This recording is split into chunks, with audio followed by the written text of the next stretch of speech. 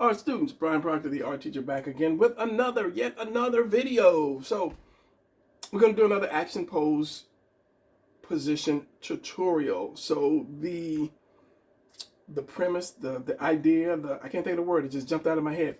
Behind all of this, fill in the blanks, is to teach you how to draw better, basically. Teach you how to draw the body better, and then you can start putting them in different action pose positions. Not necessarily the ones that I draw, but eventually, if you're going to do a comic book, you're going to start having to draw your own positions, because I don't want to say there's not a lot of positions, because there's a lot of positions, but most of them are just used over and over and over again. You know, and the only time I will draw an action pose position, a lot of times I'll see positions in books and so forth, and then I'll use that, and then I will tweak it a little bit for the lessons. But if I'm doing a comics, then it's another story, because if somebody is falling down the steps, you know, there's no book out there with somebody falling down the steps that I know of. So you're going to have to know how to draw the body in a certain position doing that particular thing that it is doing, in this instance, falling down the steps. But then you're going to have to be able to know where your camera angle is and the whole 9 yards. Is it a close-up? Is it a far view? And then your perspective on it, the whole 9 yards. So this is what these lessons are about, just basically teaching you guys how to draw. So in the beginning, as I do, I want to do a quick motion one, and then I'm going to show you how I did it, slowing it down. And the quick motion ones are basically for me so that I can kind of get loose, because most times I don't really practice before I do the position. I just throw the position out there and then, you know, go out there. And that's why I say that you should always put your drawing aside. Once you finish, put it aside, look at it, and come back later. So, okay, oval for the torso, and then I'll do the center line, and then I'll kind of keep that center line going, because it's going to be facing this way, and it's going to end up forward. So, you know, give that little twist, give that little bit of action. Then I'll take the 5 or 6 steps that I want to do. Since this is the center line, you can do a V or mountain or triangle. The point is going to be here. Then you're going to put the chest over it, just over it a little bit. And then I'm going to say the eyeline is going to be somewhere right in here. Let me draw this, and then I'll show you. If I'm doing a comic book, I'm going to have to know where my eyeline is first. But a lot of times when I draw it first as I see it, as I feel it, and then I'll come up with where the eyeline is at. This is supposed to be a fast motion, but let's just do something different. Let me get the basic body parts right first, or basically I can do that in the slow-mo part. So yeah, let me just speed this up, and then I'll just go over what I showed you slowly. All right, so speed time.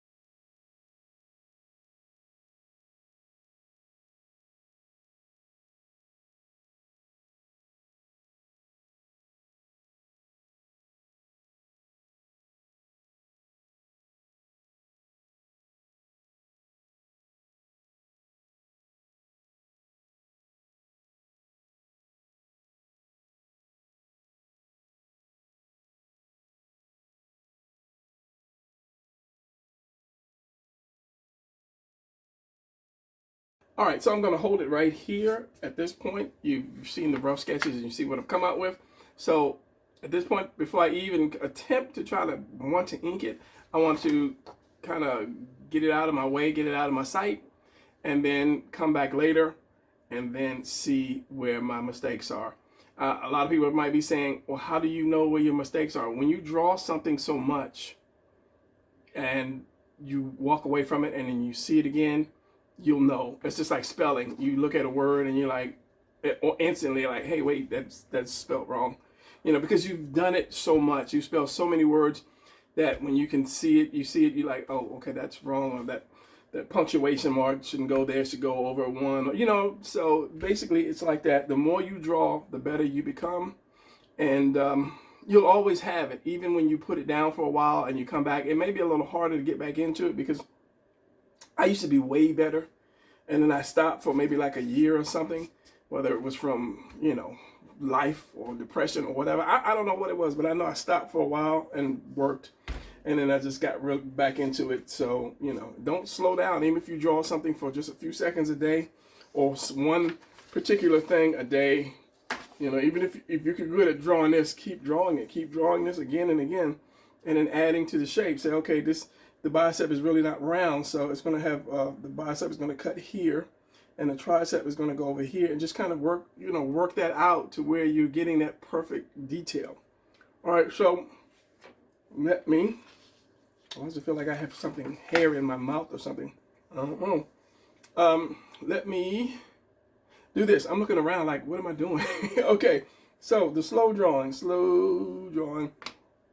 Let's get my darker pencil so I don't have to turn my light back on. It's here amongst all these pencils that you can't see that's on the side, I think. Here it is.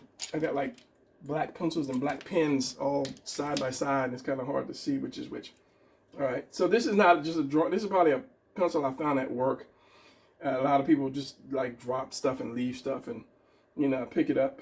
It's like, hey, this is a good pencil. So yeah. So this is just a mechanical pencil. It's not a special drawing pencil. This is an 05 mechanical pencil, and what is it? TUL, I guess it's TUL. TUL. Just in case you guys be thinking it's some kind of magical pencil. It's not. It's been sitting here full of dust for a long time.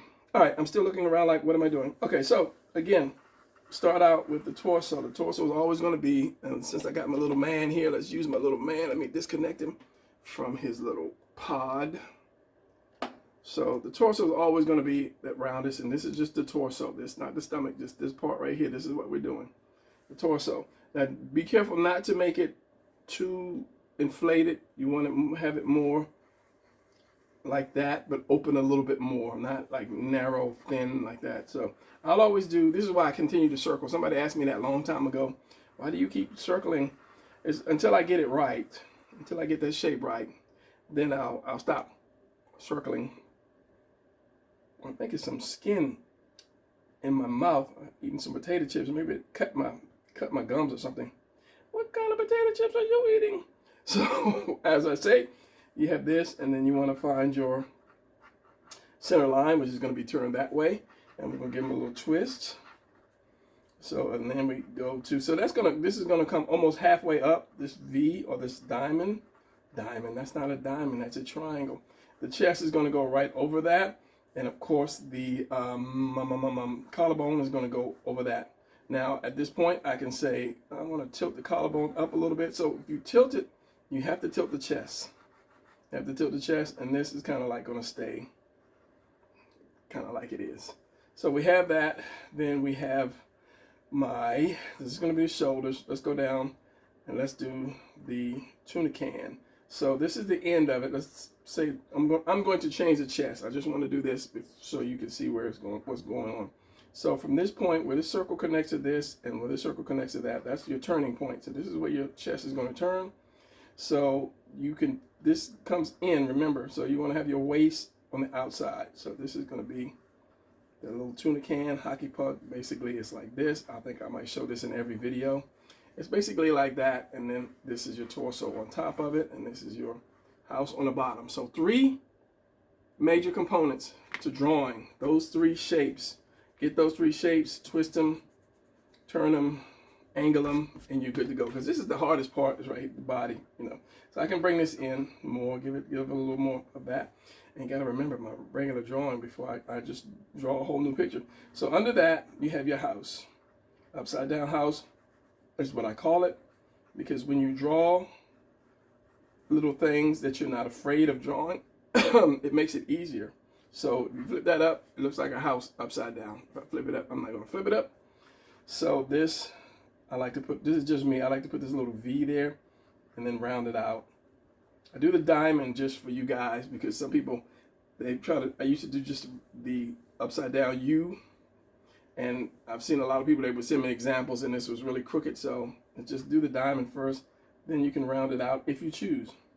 As I stated in another video, if you have a team of people, a superhero team, by changing this part of the inner part of the stomach, you'll have different body types. I mean, your chest can be the same, arm can be the same, but change something around where they stand out.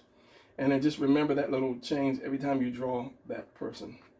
Okay, so we're gonna have the delt here. So this is my chest, it comes up here. We're gonna have the delt here.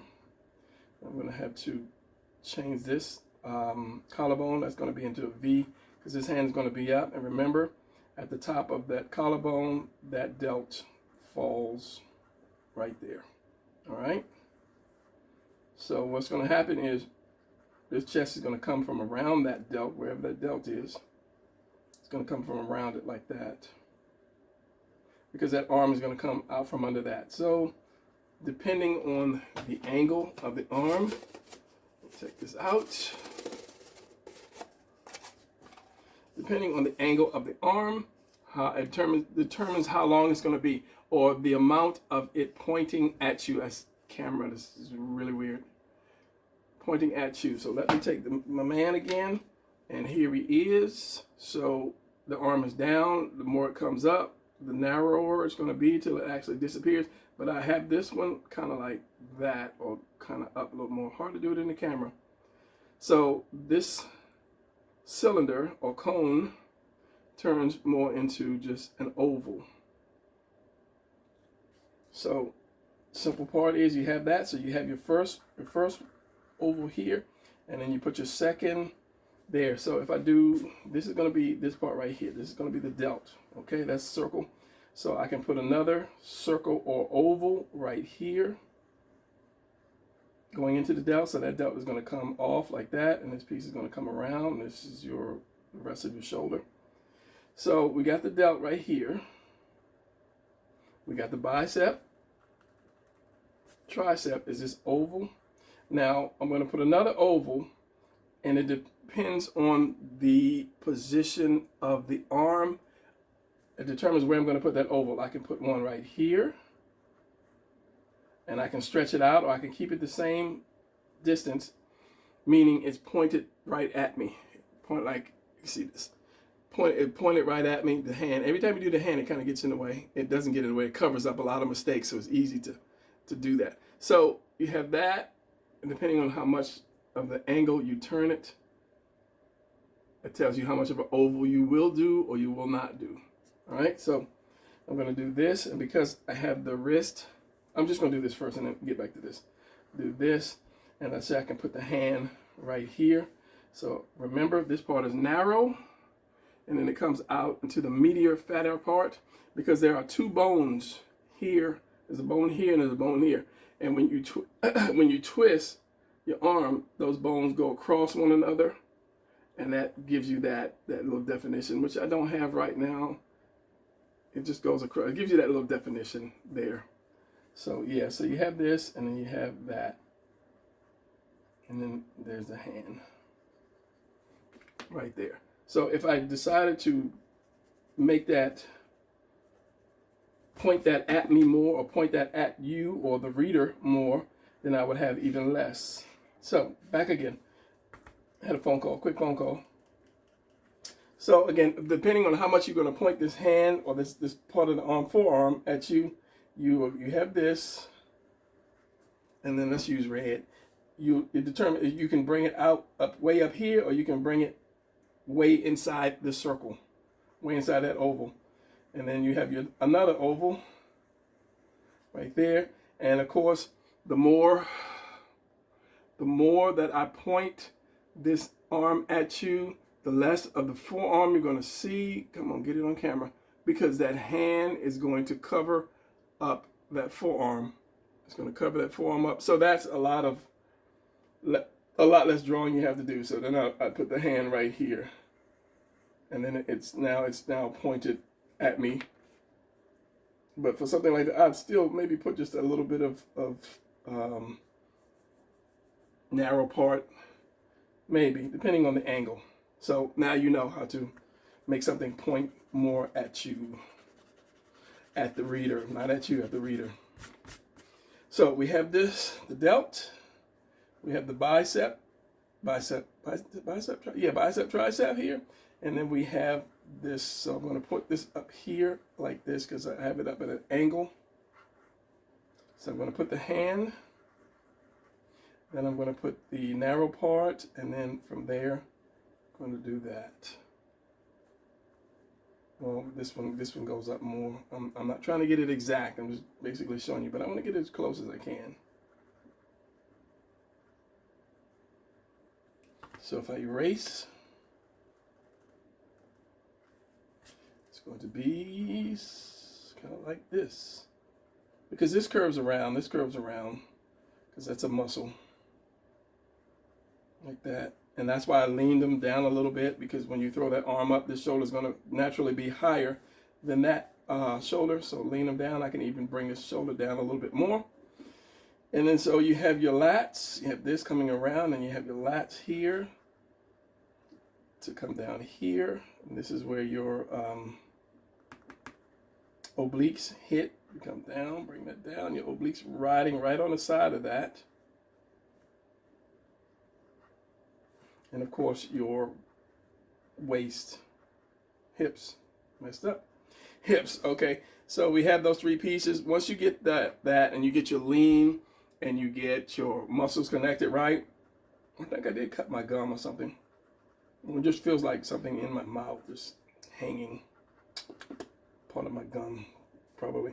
And you get your lean right, then the rest is pretty simple because I can do anything. I can do anything with the hand that I want, the arms and legs that I want to change this position completely. Let me just throw some fingers up there, real quick. And that should have been, instead of just being a square like that, I could have brought it down like that. Put it in perspective. Put that box in perspective. That way it looks like it's leaning more. So that's why I say learn your shapes. You have to, before you can become a great artist, you have to learn your shapes. Then you have to put those shapes in perspective.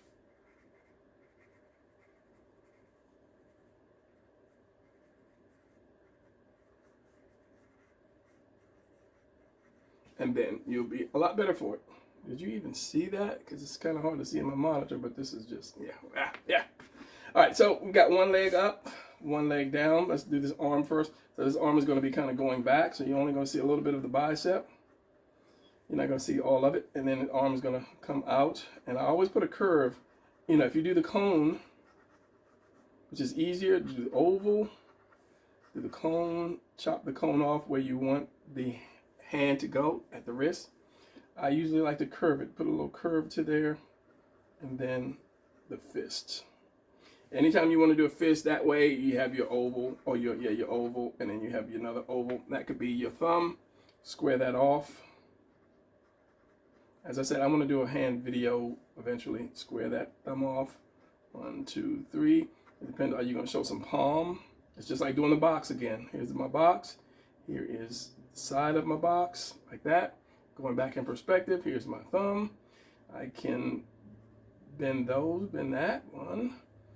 Bend that a little bit, that, and then just kind of round it off. Just remember, anytime you do the fist, majority of the time, you're not going to see this knuckle. You're going to see this knuckle, and this is going to lead the way for everything else. This knuckle is going to go behind. These knuckles are just going to sit there looking pretty. So when you have that, these three bend. When they bend, they're going to bend at a constant angle, whereas this little guy here, he's kind of like all on his own. He's like way down here. So anytime you lift your fingers or want to do an open hand, it's kind of hard under this. Remember, these bends are going to kind of go together with this little guy. He always bends. Look at the last video. He always bends way down here. He doesn't really stay with the crowd. So you just kind of, but it does go at a circular angle. So if you're drawing a hand, I don't even know. I'm getting way off the subject. If you draw a hand and you have this is the palm and the palm here. And I say this is my first finger. If I curve around, then I will pretty much stay in line with the rest of the fingers. And it was supposed to be the palm, but now it's going to be the outside. Same thing here. If you kind of curve around again, you kind of stay in line. This little guy here, he's so short, he does his own thing. But you kind of stay in line with the hands to make it more of a realistic looking hand. And again, it's just shapes. It's just shapes. I look at stuff, when I first taught myself to draw, it was hard because I was just copying. And I said, you know, what is this shape? The shape like this, the shape like that. So I started drawing the shapes. Hence the circle, the oval, and the cone. You know, until I got it right. As once you draw something over and over and over and over, it kind of sticks in your mind. It's just like learning somebody's phone number, which the telephones make us not smart. This should be called the dumb phones because you can't remember anybody's phone number. You might know one phone number, yours. That's it. Back in the day, we knew everybody's phone number. We knew the gas company phone number. We knew the phone number to the electric company. We just, because your brain had to work. We didn't have all this dumb machines that make us dumb. All right, so let's do the leg. So we got one leg bent up, and that's just an oval. And then they're going to have another, well, you can do a cone. Going back. The hard part is you don't want to make it too long or too short. This is why you put your drawing up or walk away from it for a while, and then you come back and then you'll see if that's right or not. So this is going to be here, and then this toe. So you can do like a square, and then a triangle, like that, and just shape it up later. As you get better, you start shaping stuff up. But if you're like a really beginner, then you could just use your shapes, and then balance is something else. You got to have that balance. It's going to always be right here. You're going to stand from dropping that line of string from under your chin straight down. You're going to have that heel or that balance or that stabilizing point position right there.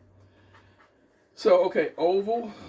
You can do the knee, circle, and then the cone. The same thing. It's just reversed. You got the circle, oval, and cone. You got the oval, circle, and cone, like that. And then the triangle for the foot, cut it off, just like we did here.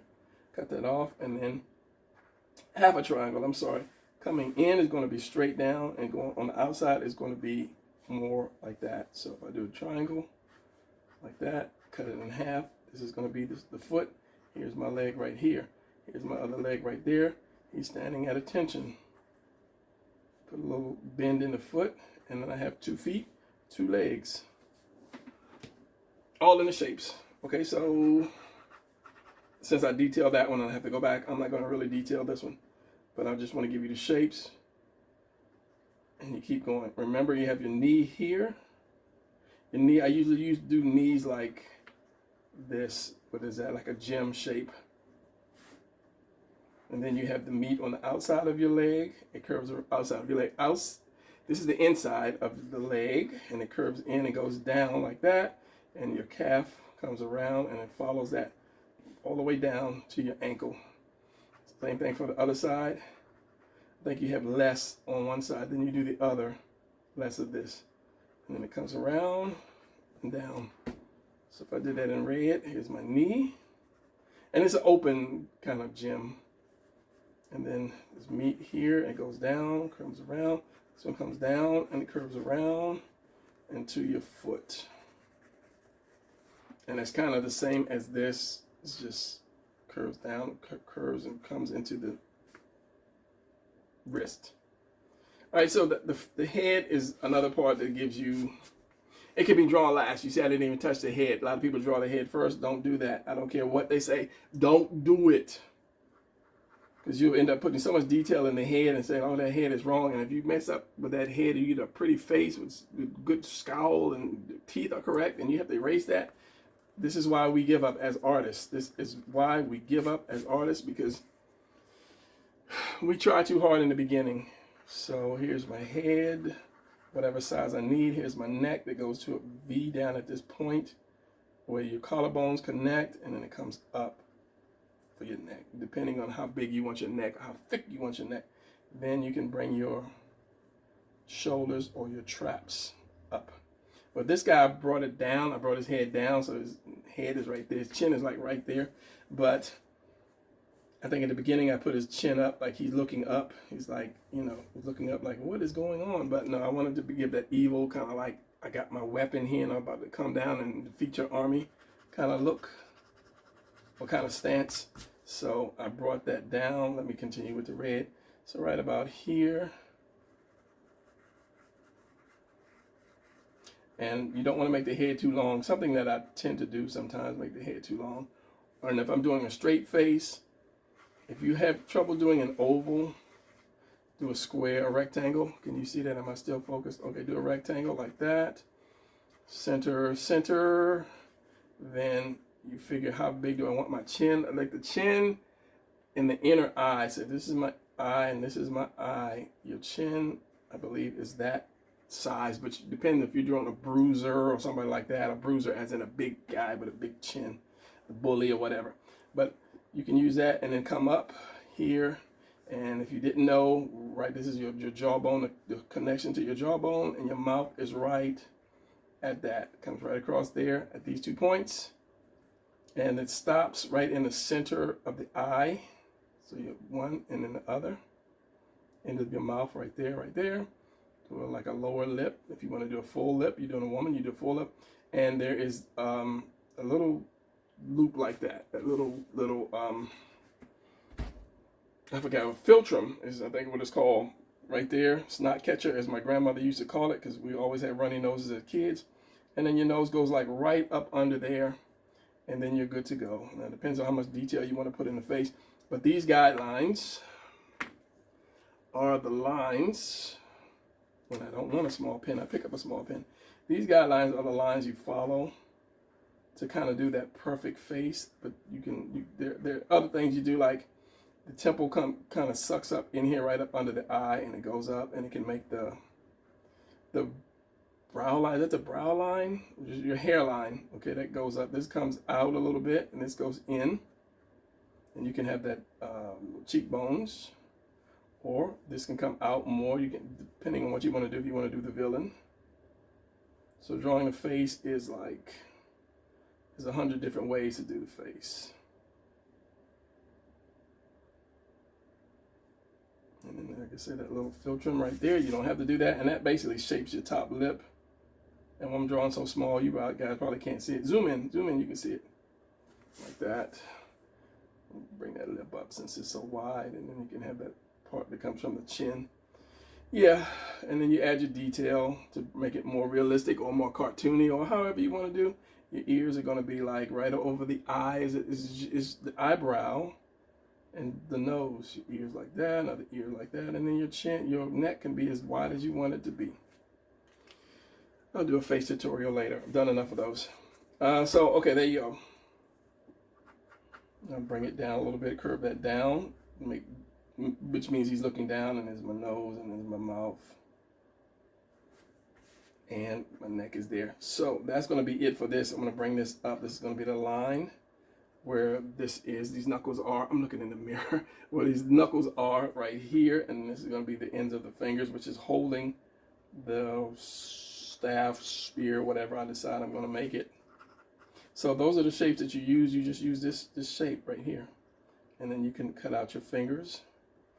And then you want to be more realistic, you can actually put the fingers where they actually go. Because this one, you see how this finger, this knuckle here is above the others? Yeah. So yeah, another hand tutorial one day.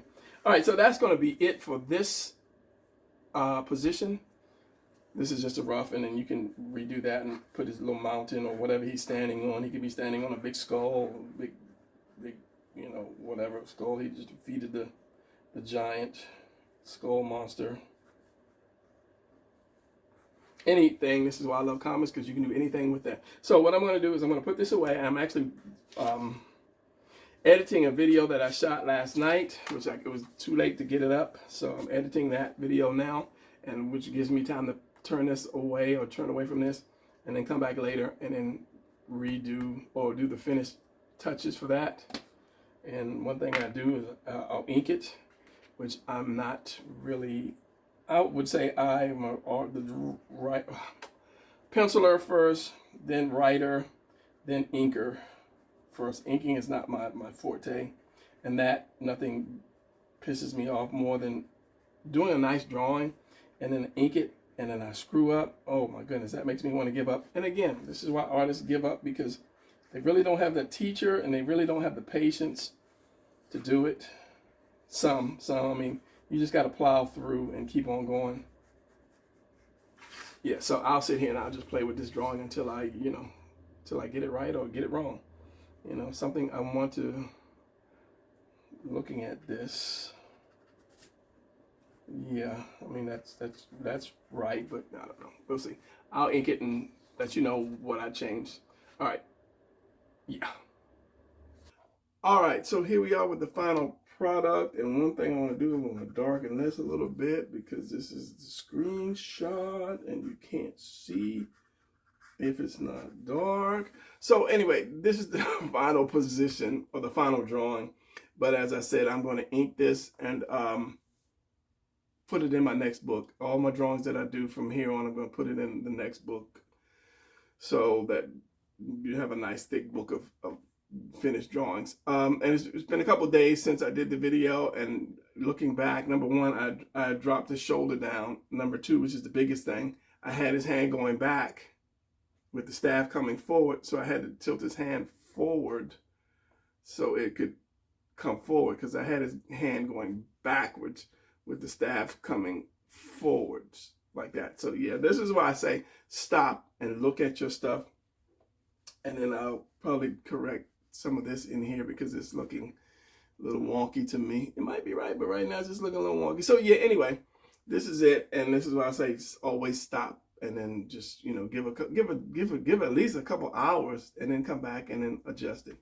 So that's going to be it for this video. I'll see you guys in another video. I'm trying to do like 2 videos a day, actually film 2 videos a day, so I can start bringing them out a little quicker.